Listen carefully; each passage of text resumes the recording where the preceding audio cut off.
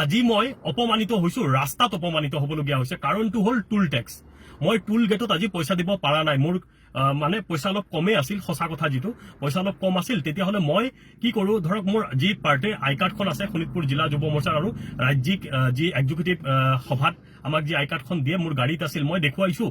তাৰপিছত তেখেতসকলে ক'লে লগে লগে যিটো উত্তৰ দিলে যে যুৱ মৰ্চা কোনো মৰ্চাৰ এলাও নাই, কেৱল মূল সমিতিৰ কাৰ্যকৰ্তাৰ এলাও আছে, এনেকুৱা ধৰণৰ কথাখিনি ক'লে। মোৰ এনেকুৱা খং উঠিছে, ভাই দিনে নিশাই পাৰ্টিৰ কাৰণে কাম কৰি আছো, মৰ্চাই কি কাম নকৰে নেকি? কি কথা ক'ব আহে হে আপোনালোকে? এই কথাখিনি মই বাৰংবাৰ মই ৰাজ্যিক সভাপতি মহোদয়কো জনাইছো যে আমি দূৰ দূৰণিৰ পৰা, আমি তেজপুৰৰ পৰা আহো, তেজপুৰৰ পৰা আহিলে ৩,০০০ টকাৰ তেল লাগে, তাৰ উপৰিও টুল টেক্স, কেনেকে পাৰ্টিৰ কাম কৰিম? প্ৰভাৰী গলে ইমান দূৰত আমি যাওঁ, ইমান কষ্ট হয়, কম কষ্ট হয় নেকি? বছৰত এটা কাম মন্ত্ৰী মিনিষ্টাৰ বিধায়কৰ পৰা এটা কাম নাপাওঁ, বিচাৰি বিচাৰি ভাগৰি যাওঁ। আপোনালোকে যদি একোৱেই কৰি নিদিয়ে আমাক, আমি কেনেকে কি কৰিম? পাৰ্টিৰ কাম কেনেকে কৰিম? ইলেকশ্যন কেনেকে জিকে আপোনালোকে জানে নেকি? কেৱল মূল সমিতিৰ মানুহখিনিয়ে কাম কৰিলে ইলেকশ্যন জিকা নহয়। মৰ্চাই দিনে নিশাই কাম কৰি আছে। আৰু আজি যিটো উত্তৰ শুনিলো মই, যে মূল সমিতিৰ মানুহখিনিৰ আৰু হয়ও হয়, ডাঙৰ ডাঙৰ যিখিনি ইনোভা যায়, যিখিনি ডাঙৰ ডাঙৰ স্কৰপিঅ যায়, এইখিনি মোৰতো ইমান ডাঙৰ গাড়ী নাই নহয়।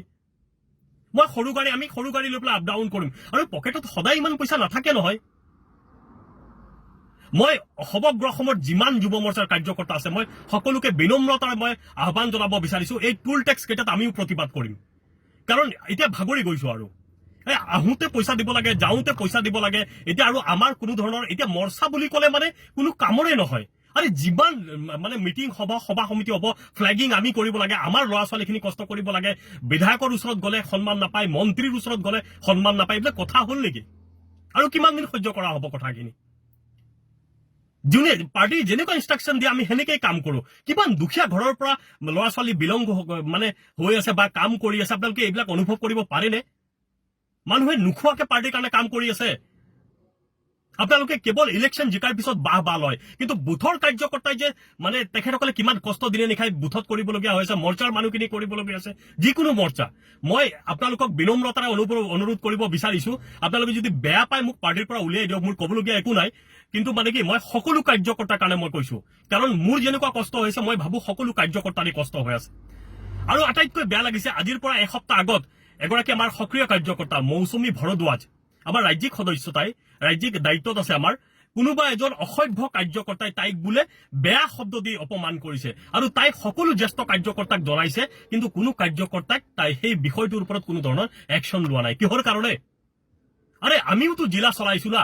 মই যেতিয়া শোণিতপুৰ জিলা চলাইছো, আমাৰ কাৰ্যকৰ্তাৰ ওপৰত এটা শব্দও কোনে ক'ব পৰা নাছিল।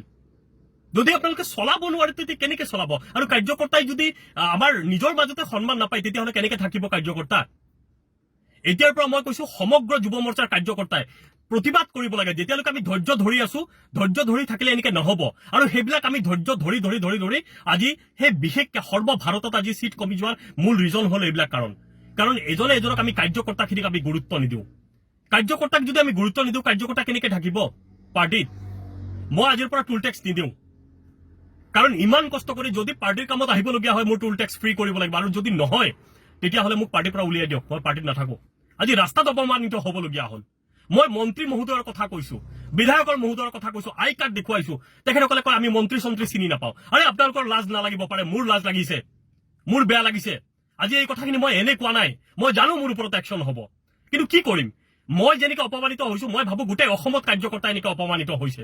আৰু আপোনালোকে ইনষ্ট্ৰাকশ্যন দিয়ক, মন্ত্ৰীকো ইনষ্ট্ৰাকশ্যন দিয়ক, বিধায়কক ইনষ্ট্ৰাকশ্যন দিয়ক, যিখিনি মানে দিনে নিশাই কাম কৰি আছে কাৰ্যকৰ্তাখিনিক, তেখেতসকলক বছৰত 2-3টা কাম দিব লাগিব।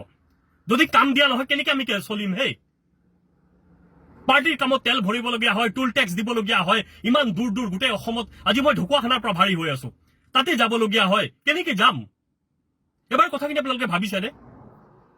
যদি মোৰ কথাখিনি কোৱাত ভুল হৈছে, হয়তো মই উগ্ৰ সুৰত কৈছো, কিন্তু লাগিব আপোনাকো যদি ৰাস্তাত কোনোবাই অপমানিত কৰিব, এনেকে গাড়ী ৰখাই পেলাই, মোৰ পিছফালে মোটামুটি 10খনমান গাড়ী পেলাই পিছফালে লাইন লাগি আছে, তেখেতসকলক মোৰ বুজাওতে তাৰ পিছত মই এনেকে পাৰ হৈ আহিবলগীয়া হৈছে।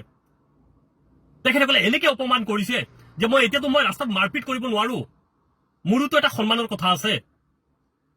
বাৰম্বাৰ মই ৰিকুৱেষ্ট কৰিছো যে মন্ত্ৰীৰ কথা কৈছো কোনো ধৰণৰ, আৰু ৰাজ্যিক সভাপতি যুৱ মৰ্চাৰ সভাপতিকো মই জনাইছিলো কথাটো, কিন্তু কথাখিনি ইমান গুৰুত্ব নহয়। আমি যুৱ মৰ্চাৰ কাৰ্যকৰ্তা না, সেনেকে হলে কিন্তু পাৰ্টিত কাৰ্যকৰ্তা নাথাকে। মই আজিয়ে কৈ দিলো, আৰু মই জানো মোৰ ওপৰত একশ্যন হ'ব দিয়ক। ৰাস্তাততো অপমান নহ'ম না ভুল হ'লে মোক ক্ষমা কৰিব